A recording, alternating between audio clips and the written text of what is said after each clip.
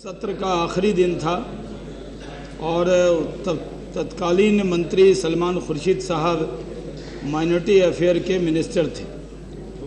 उस दिन भी हम लोगों ने कहा था कि इसमें बहुत सारी कमियां हैं, उसको सुधारना चाहिए। लेकिन आप जानते हैं सभापति जी कि जब माइनॉरिटी का सवाल आता है, अल्पसंख्यकों का सवाल आता है, उसके हक और हकूक़ का सवाल आता है, तो भारतीय जनता पार्टी सरकार की तरफ से जब इस तरह के सवाल आते हैं तो हम उसका सपोर्ट करते हैं। इसलिए जो वक्फ अमेंडमेंट बिल है उसका तब भी हमने सपोर्ट किया था और तब भी मैं पार्टी की तरफ से बोलने के लिए खड़ा हुआ था। आज भी जो वक्फ अमेंडमेंट बिल सरकार लेकर आई है, जो पहले इसमें, क्योंकि जो वक्फ अमेंडमेंट है वो उस बिल की बहुत ज़रूरत थी। सरकार बहुत पहले से हम लोग ये दबाव बना रहे थे, क्योंकि इस देश में करीब 5 लाख वक्फ संपत्तियां हैं और जिसकी आज अगर कीमत लगाई जाए तो वो 5 लाख करोड़ के करीब है। क्योंकि जो वक्फ की जायदाद होती है, पहले तो इस देश में जो वक्फ होता है उसमें मस्जिद, दरगाह, कब्रिस्तान, मुसाफिर खाना, मदरसा, दुकान, ज़मीन की जायदाद, खेत बाग, कुआं, लोग जिनकी जायदाद है वो ये समझते हैं कि हम इसको यतीमों के लिए, बेवाओं के लिए, जो समाज में कमज़ोर हैं, गरीब हैं, उनके लिए वो वक्फ करते। और जो लोग डोनेट करते हैं, वक्फ करते हैं, सभापति जी, जिस तरह आपके यहाँ गौशाला के लिए जो लोग ज़मीन वक्फ करते हैं, तब उनका मकसद होता है कि वो अपने बाल बच्चों का हक छीन कर समाज को देना चाहते हैं और वक्फ करते हैं।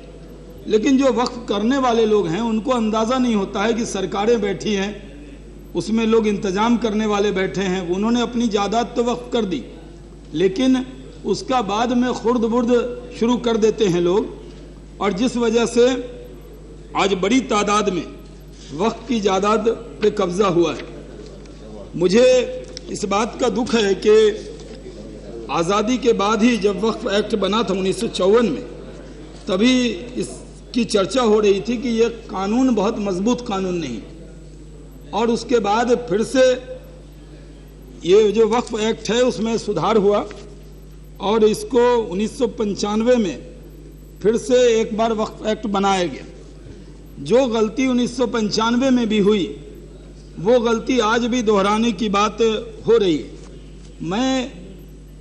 क्योंकि मैं खुद सेंट्रल वक्फ काउंसिल का भी मेंबर हूं सभापति जी, और ये विषय जो वक्फ का विषय है मेरे समझ में आता है, क्योंकि मेरी पार्टी ने, जब अडवाणी जी राष्ट्रीय अध्यक्ष थे और दिल्ली में सरकार बनी थी देश में, जब पहले हमारी दिल्ली में सरकार बनी तो मेरी बहुत कम आयु थी, लेकिन मुझे दिल्ली वक्फ बोर्ड का सदस्य मेरी पार्टी ने बनाया था, और उस वक्त 93 से 98 तक मैं दिल्ली वक्फ बोर्ड के मेंबर के नाते मैंने काम किया, और वक्फ के मामले में हमने जो काम किया, शायद जो बेवा हैं, यतीम हैं, गरीब हैं, उनके लिए बहुत ईमानदारी से दिल्ली वक्फ बोर्ड में काम किया होगा, और उन्हीं की दुआ लगी होगी कि मैं संसद भी बना और भारत सरकार का मंत्री भी बना, और आज संसद सदस्य के तौर पर मैं यहाँ खड़े होकर उनकी आवाज़ को बुलंद कर रहा हूँ।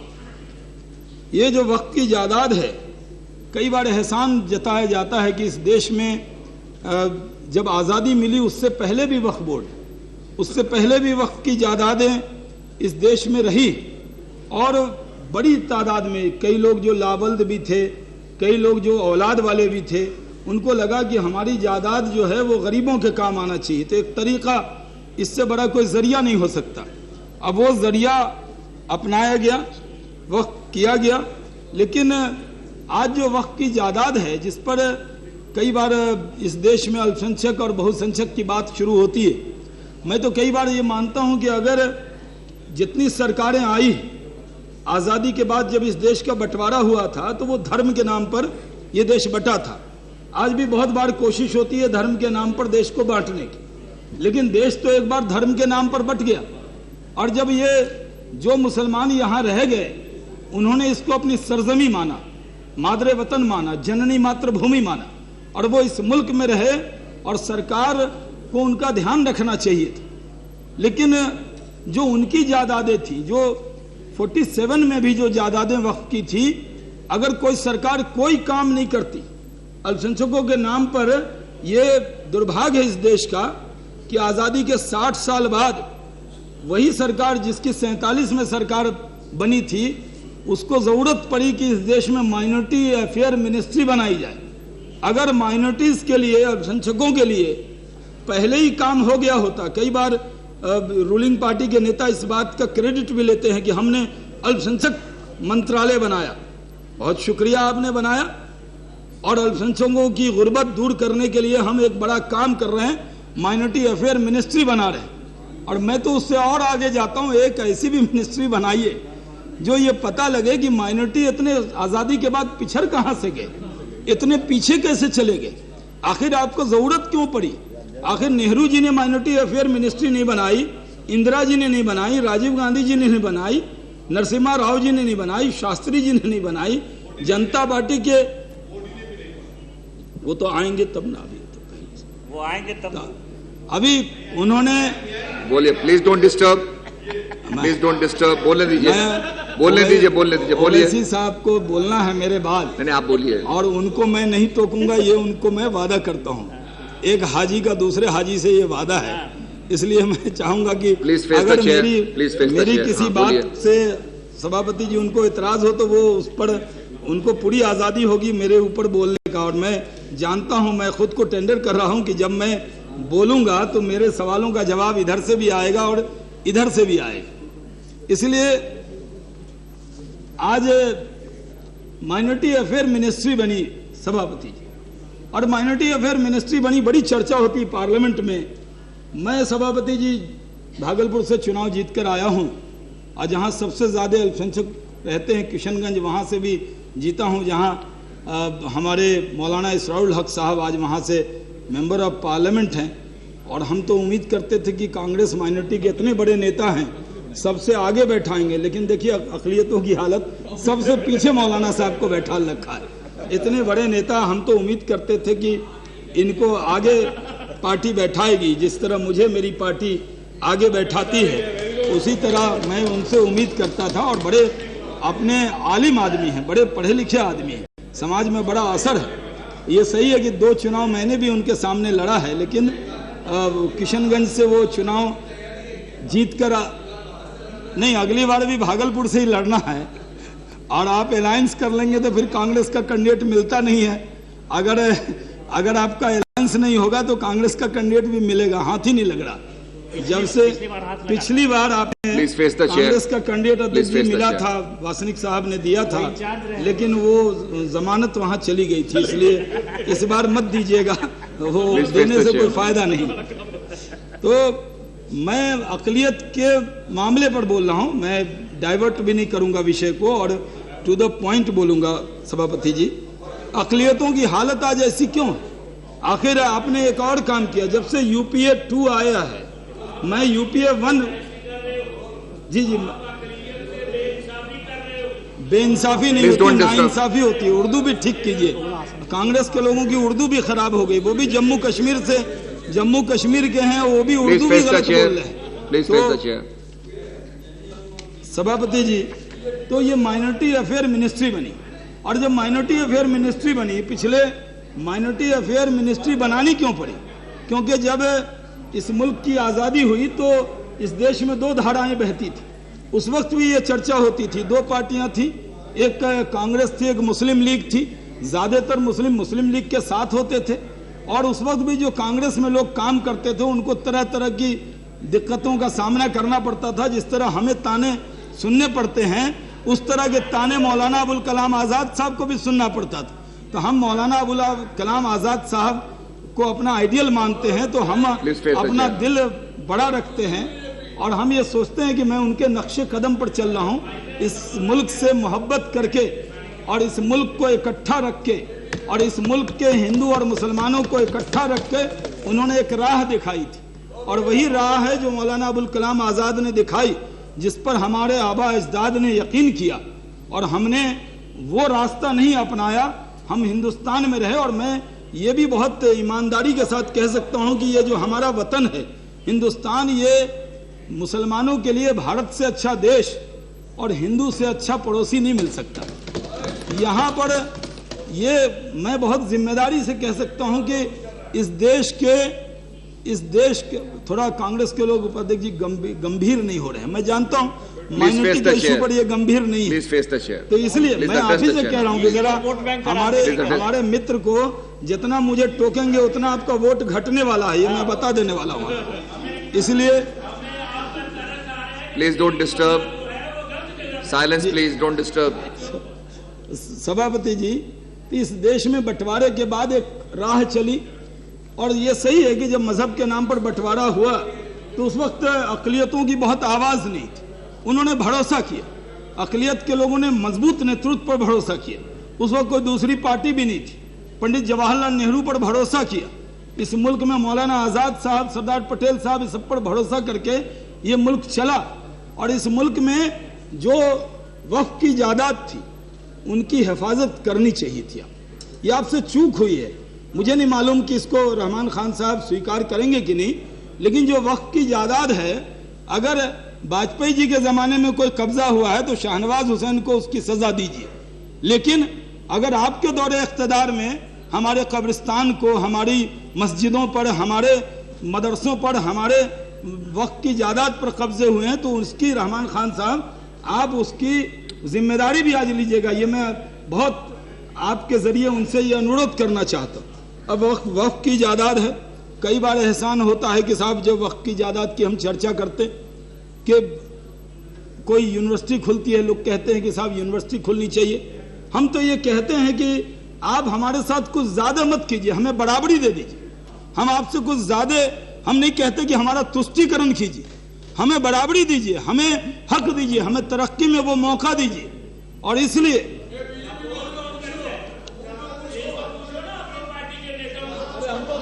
हम तो दे रहे, हम तो आगे कर रहे हैं, आप मौलाना साहब को पीछे बैठाए हुए। इसलिए बढ़िया बात कर रहे हैं, जरा शांति से उपाध्याय जी, मैं कोई बात कर रहे हैं, जरा शांत हो जाए, शांत हो जाए, जरा सुने, बोलिए। देश की वास्तविक तस्वीर बता रहे हैं, उसको सुनिए जी। शांत हो जाए जरा, शांत। बिहार के 4 एमएलए में 3 चौधरी लाल सिंह जी शांत हो जाए, बोलिए। आप पीछे बैठाए हुए जी। सभापति जी, मैं तो इस मुल्क को जोड़ने की बात कर रहा हूँ, ये तोड़ रहे। मैं अपने आप को, मेरे जिंदगी में सभापति जी, मेरी पार्टी ने मुझे वक्त से पहले बहुत कुछ दिया। मैं एमपी रहा हूँ, भारत सरकार मंत्री रहा हूँ। जिंदगी का मिशन कोई पद नहीं है, जिंदगी का मिशन है। मैंने अपने जिंदगी का मिशन बनाया कि हिंदू और मुस्लिम समाज को कैसे जोड़ा जाए, इसके लिए काम करूंगा। यही सोचकर मैं सियासत में काम करता हूँ। और इसलिए मेरी कोई भी बात समाज को तोड़ेगी नहीं, समाज को जोड़ने के लिए मैं यहाँ पर खड़ा हूँ। और इसलिए मैं आपको बहुत जिम्मेदारी से कहना चाहता हूँ कि आपने बहुत अच्छा एक्ट में बहुत सुधार भी किया है।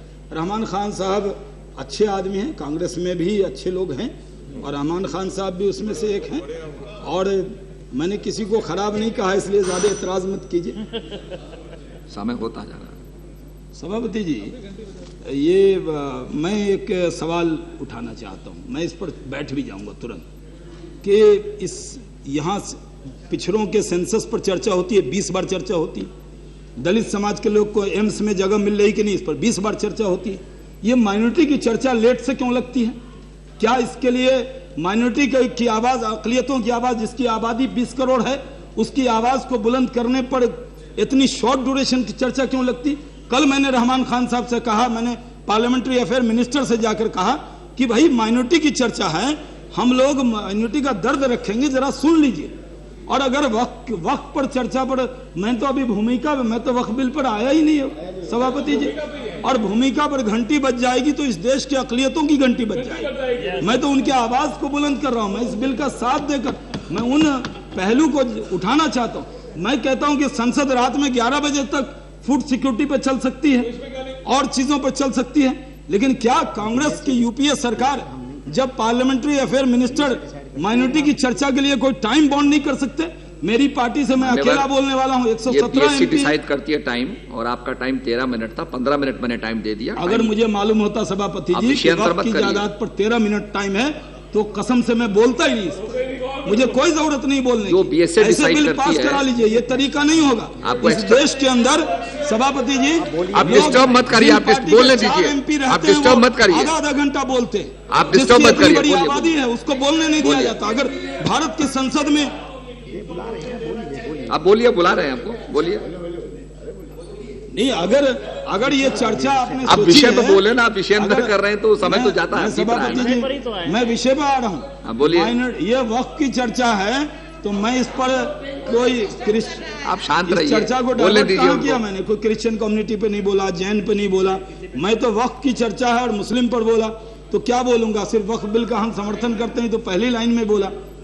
इसलिए सभापति जी, मैं आपके जरिए एक दर्द रख रहा था और मैं इसको बहुत लंबा नहीं ले जाऊंगा। मैं आपकी बड़ी इज्जत करता हूं, आप चेयर पे हैं, इसलिए क्योंकि मेरे बीच बीच में मेरी राह को भटकाने की कोशिश हो रही है, लेकिन मैं भटकने वाला नहीं हूं, मैं इशू पर ही आने वाला। बिल्कुल। सभापति जी, इस देश के अंदर जो वक्त की जायदाद है, आपको ताज्जुब होगा कि ये करोड़ों की जायदाद, ये जायदाद ऐसी है कि हाँ, हर शहर। आप शांत हो जाइए, बोलने दीजिए। खराब कर रहे हो वो बढ़ना शर्मा जी बोलने दीजिए, शांत हो जाइए, डिस्टर्ब मत करिए, बोलने दीजिए। 10 मिनट तो मदन शर्मा जी और लाल सिंह जी ने ले लिया है। सभापति जी, nothing will go on record, ये डिस्टर्बेंस हुई रिकॉर्ड में नहीं जाएगी। बोलिए। कांग्रेस की तरफ से लाल सिंह को बोलने की अनुमति मिल जाएगी। सभापति जी, या जो वक्फ की जायदाद है, ये कानून अच्छा ला रहे हैं। मैं सेंट्रल वक्फ काउंसिल में भी हूँ, तो मैंने मंत्री जी से बात किया था कि जो मुस्लिम पर्सनल लॉ बोर्ड ने भी आपको ड्राफ्ट करके बिल कहा था देने के लिए, और उन्होंने मौलाना वली रहमानी साहब आपसे मिले थे, उन्होंने भी कहा कि इविक्शन एक्ट भी आना चाहिए, क्योंकि अगर आप वक्फ का ये अमेंडमेंट पास कर देंगे और इविक्शन एक्ट नहीं पास करेंगे तो इसका मकसद अलग हो जाएगा। मैं उम्मीद कर रहा था कि इसी में आप उसको भी ले आते तो ज़्यादा अच्छा होता, और साथ में जो वक्फ की जमीन, वक्फ उस पर जो कब्जे हुए हैं, उन कब्जों को कैसे हटाया जाए, इस पर भी चर्चा कर लेनी चाहिए। इसलिए सभापति जी, मैं आपके जरिए मंत्री जी से ये कहना चाहता हूं कि आज जिस तरह के कब्जे हुए हैं, जिस तरह की ज़मीन जायदाद है, उसकी पूरी लिस्ट है जो सेंट्रल वक्फ काउंसिल की है, जो मैंने मंत्री जी से ही ली है और मेरे पास है।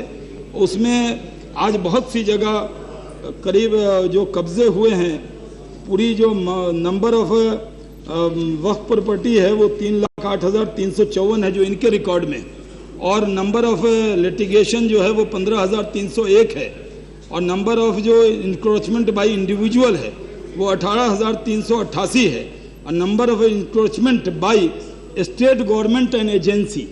ये ज़रूर ध्यान से मैं चाहूँगा कि सदन में ये वक्फ के विषय पर सदन को भी गंभीर होना चाहिए। ये 1053 प्रॉपर्टी ऐसी है जो सरकारों ने कब्जा कर रखी। तो मैं चाहूँगा कि मंत्री जी जब जवाब दें तो क्या, अब चुनावी वर्ष है, क्या मंत्री जी यहाँ से ऐलान करेंगे कि यूपीए गवर्नमेंट सेंट्रल एजेंसी जितनी भी वक्त की जायदाद पर जो कब्जा किया हुआ है उस कब्जे को खाली करने का हम ऐलान करते हैं, और भारतीय जनता पार्टी के तौर पर हम उसका स्वागत कर लेंगे। इसलिए मैं उनसे ये अपेक्षा और उम्मीद करता हूँ। और जो वक्त की जायदाद है उसका जो कब्जा है वो ऐसे स्टेट में है, जिस तरह आंध्र प्रदेश में बहुत बड़ा कब्जा है, करीब 5 लिटिगेशन वहाँ चल रहा है। बिहार के अंदर करीब 205 लिटिगेशन है, 19 जगह कब्जा है। ये वो सेंट्रल वक्फ काउंसिल की रिपोर्ट है जो सुन्नी वक्फ बोर्ड के जरिए वहाँ पर आई, और इसलिए बिहार में इतना नहीं होगा। नहीं, बिहार में भी है, अभी नए नए सेटलर हुए हैं, तो इसलिए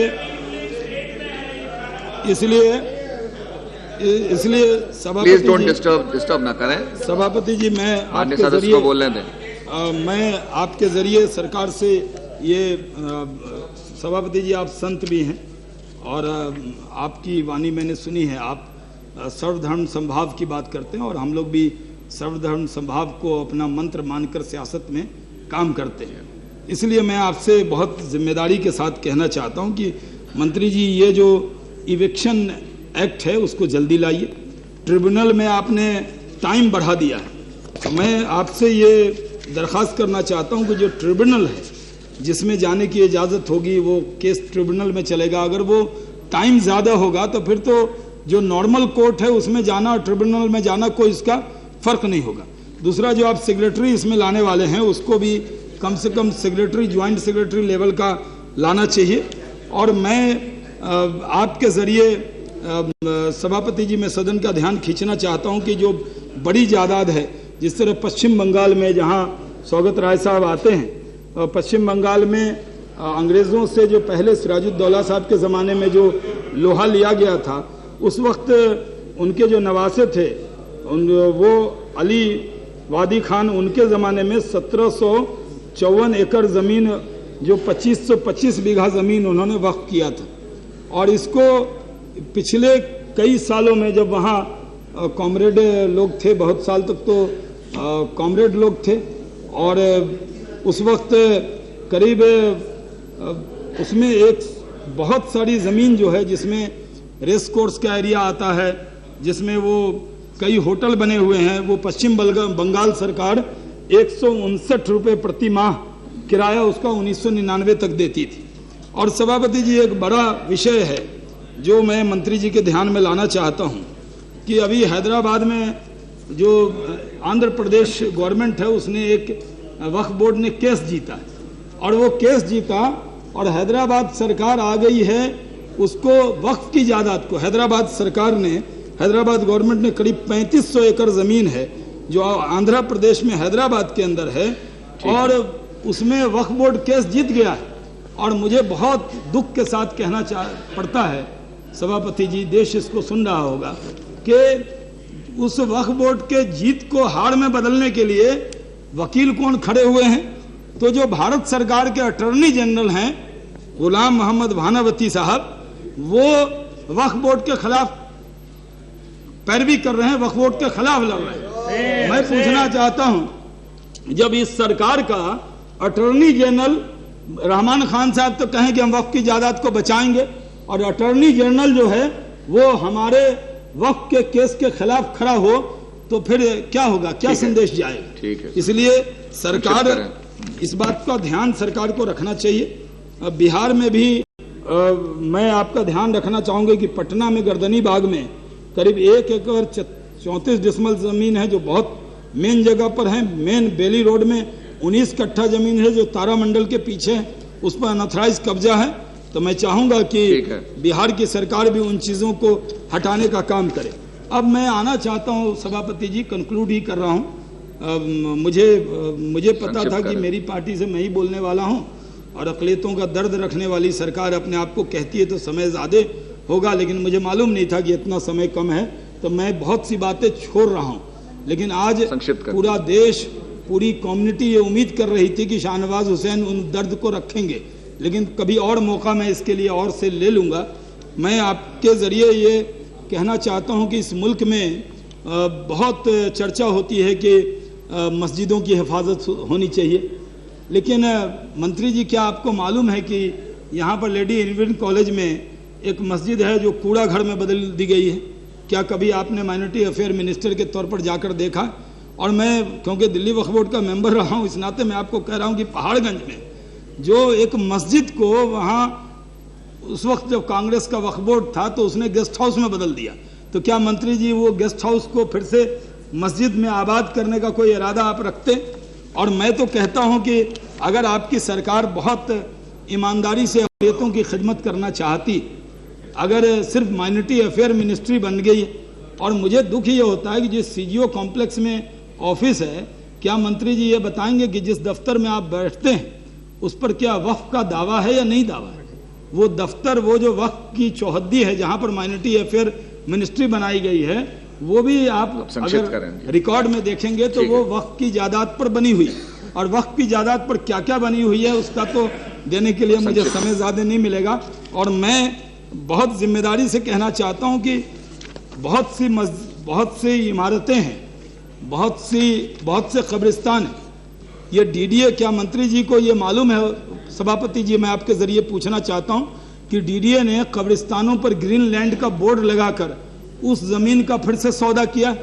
क्या यहाँ पर जो पार्लियामेंट्री अफेयर मिनिस्टर हैं, जो डीडीए के भी मिनिस्टर हैं, क्या आप अपने सहयोगी मंत्री पर यह दबाव बनाएंगे कि जो ज़मीन डीडीए ने कब्जा किया है जो कब्रिस्तान की ज़मीन थी, ग्रीन लैंड थी, उसको बेचने का हक, क्योंकि सुप्रीम कोर्ट की रूलिंग है कि वक्फ इज ऑलवेज वक्फ, वक्फ का कभी लैंड वैल्यू बदला नहीं जा सकता। तो क्या ये जो वक्फ की जायदाद है वो डीडीए से आप वापस लेकर कम्युनिटी को देंगे, तभी मैं समझूंगा कि आप अक़लियतों के लिए कोई दर्द रख रहे हैं। और अगर और लैंड एक्विजिशन बिल भी आया है उसमें, इसलिए समाप्त करें। और सभापति जी, एक शेर है कि हमारा जख्म उन्हें कब शुमार करना है, हमारा जख्म उन्हें कब शुमार करना है, करीब आके बहाने से वार करना है। यानी ये हमारे करीब भी आ रहे हैं, ये कह रहे हैं माइनॉरिटी अफेयर मिनिस्ट्री बना रहे हैं, सच्चर कमेटी ला रहे हैं। अरे सच्चर कमेटी तो एक्सरे है जो आपके सरकार की, कि आपने देखिए कि आपके दौरे इख्तिदार में अक़लियत के लोग कितने पिछड़ गए। और मैं अपनी बात को ख़त्म करना चाहता हूँ एक बड़ी इम्पोर्टेंट बात के साथ। पता नहीं इस सरकार में वो दम है या वो समाप्त करें वो मैं ये कागज समेट रहा हूँ सभापति जी। और